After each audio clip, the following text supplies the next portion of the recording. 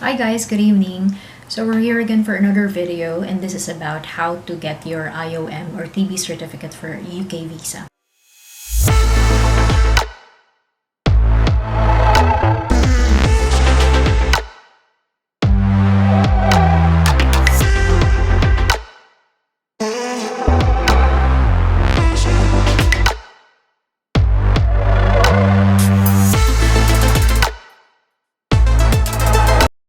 Just a disclaimer, I'm going to share what I have experienced. So I did get a certificate for TB because I wanted to apply as an overseas nurse in the UK.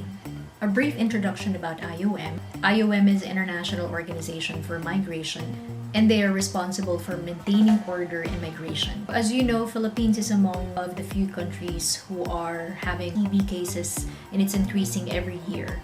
That's actually the reason why the UK visa is asking for this certificate. Now, if you're applying from other countries, for example, Saudi Arabia, I believe you would not need to get this certificate anymore. So you're good to go. However, I'm not sure for other countries, so you might want to check on their website. I'm going to put in the website down below. So just so you know, there's only one IOM in the Philippines, and that is in Makati. I'm going to put in the exact address so you can see. Now let's proceed to the steps and requirements. Step 1 is you need to set an appointment. So you have to know that walk-ins are not allowed. Now there are 3 ways for you to set an appointment. You can call them, but the last time I called on their hotline, I got an automated message and it says that the hotlines are not available for the meantime because of the pandemic.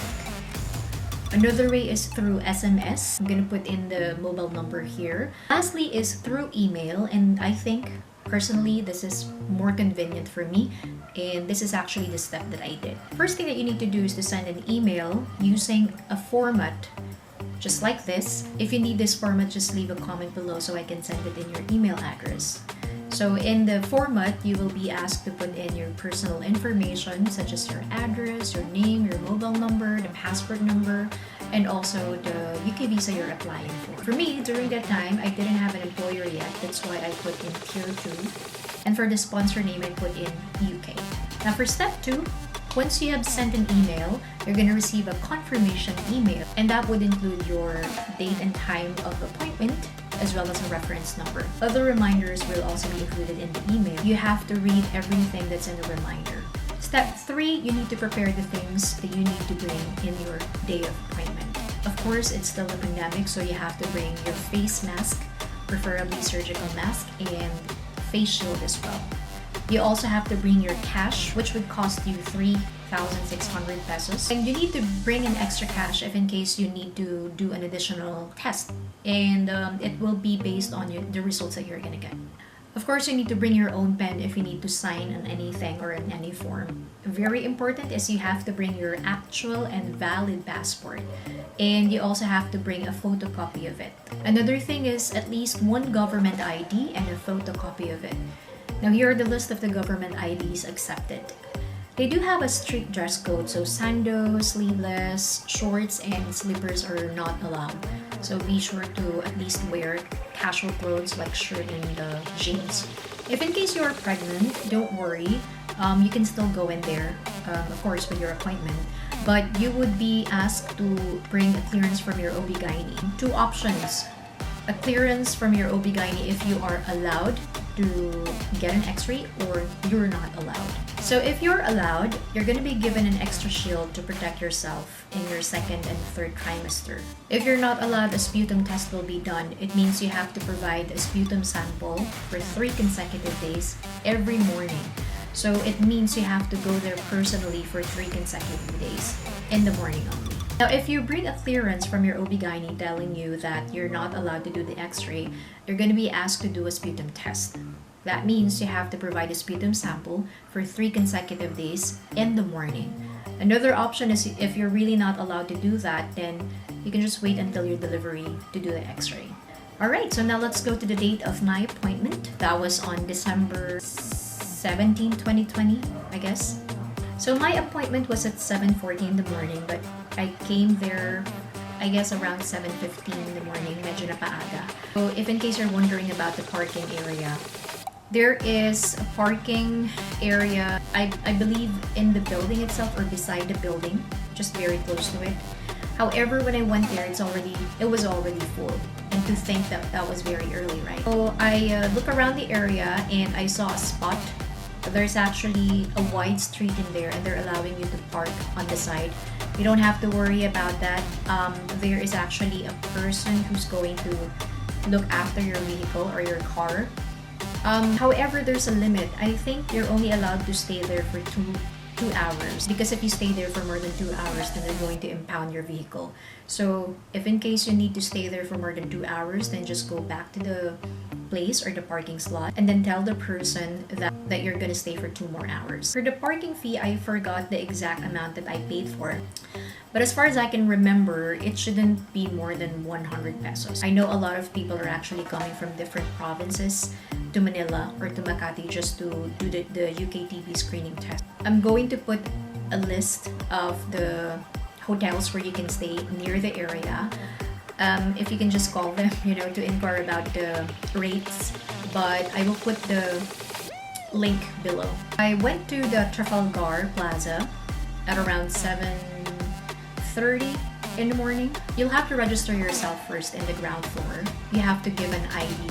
That's what the government ID is for. So you have to give your original ID. You also have to fill out a form for COVID, which is the standard form. After that, I went up to the 15th floor. Once you go up to the 15th floor, you're gonna find the office right away, like in front of the elevator. They're gonna ask you to wash your hands in the washroom. And you really have to wash your hands, to prevent the spread of the virus, if ever you have it or not. Now, I went to the reception, and then the receptionist told me to go to the triage area. So this is the reception, and the triage area is just here. The entrance of the office is here, at the middle. In the triage area, you're gonna be asked to answer some questions related to COVID, like have you ever been exposed to a COVID patient, something like that. Person there is going to ask for a copy of your passport, a photocopy of your passport. She's also going to ask for the actual passport, but she will give it back to you. Once you're in, somebody's going to approach you. She's very approachable actually, and very nice, and you can ask her any questions. I forgot her name, I'm sorry, but I had a good experience in IOM. So she's going to ask you to fill out a form if you're for UK or for Canada. So of course you have to tell her that you're for UK, applying for UK. After filling out the form, just beside the couch there is a picture taking area. So they're going to take a picture of you. Very quick process. Now, after taking a picture of you, you'll have to go to the reception and fill out the form. Or not really fill out, but to sign the form. You have to go to the cashier area to pay for the 3,600 pesos. After doing so, you have to proceed at the far end of the room, pinakadulo. Wait for your number to be called. Once you are called, you have to step in the room and the doctor is going to ask you some questions. I believe they're only going to ask you if you are currently working in a hospital or if you have been recently exposed to a person with TB or tuberculosis. The doctor then will check your lungs via stethoscope. And once you're done, you have to proceed outside and wait till you get called for the x-ray. So in the x-ray, the process was very quick as well. You just need to do the same thing, standard thing. Remove your clothes and then put on your gown. Remove any metals on you.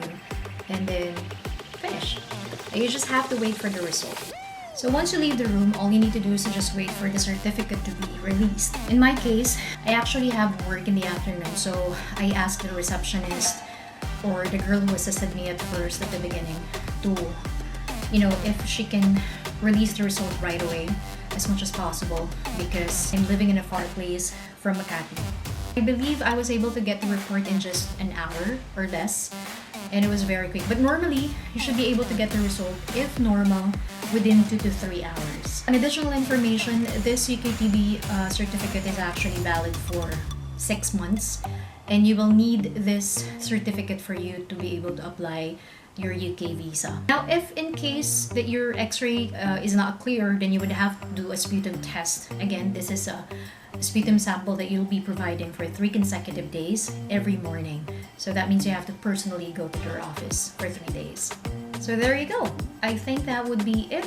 I do hope that I was able to help you again about this topic. Hopefully, next time I'll be doing a video about my NHS interviews or job interviews. What are my answers to the questions or what are the possible questions? Also, I'm planning to do a video about IELTS on how I did overcome this test. difficult test. Again, good luck. Have a great day. Bye.